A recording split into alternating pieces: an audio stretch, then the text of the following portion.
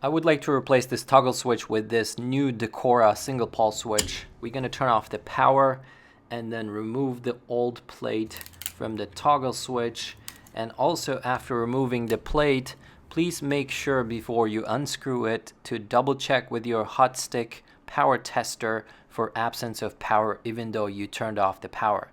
And then you can unscrew the switch and remove that switch. And once you remove it, there are a few ways it could be wired. It could be backstabbed into the back, or it could be bolted, mounted to the side. So in my case, it's pretty much backstabbed to the back. So I'm going to use this flathead screwdriver and pretty much use it to press the pin to remove the wire. Just like that. Or you can just twist it and you can remove it that way as well. This is a single pole switch. We have two wires and we're going to replace it. And we're going to replace this with leviton 15 amp single pole switch. So now to connect these wires, all we need is a flathead screwdriver.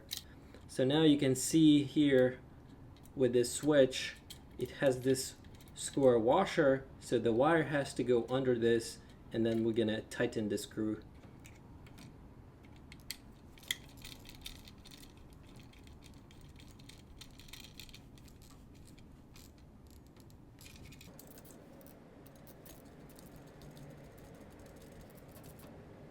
Once we are done, we're gonna do a little bit of a pull test to make sure that the wiring is not loose. Make sure that the leviton sign is at the bottom, and there should say the top on this aluminum plate. This metal plate should say top.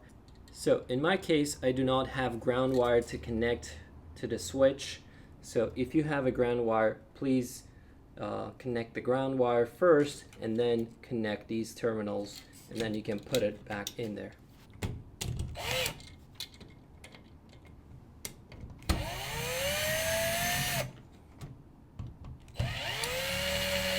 Before you tighten it all the way, please make sure that your switch is leveled.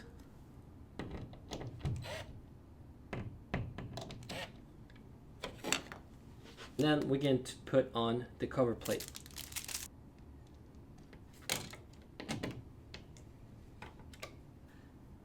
And just like that, we have replaced our toggle switch to this more modern looking leviton single pole switch.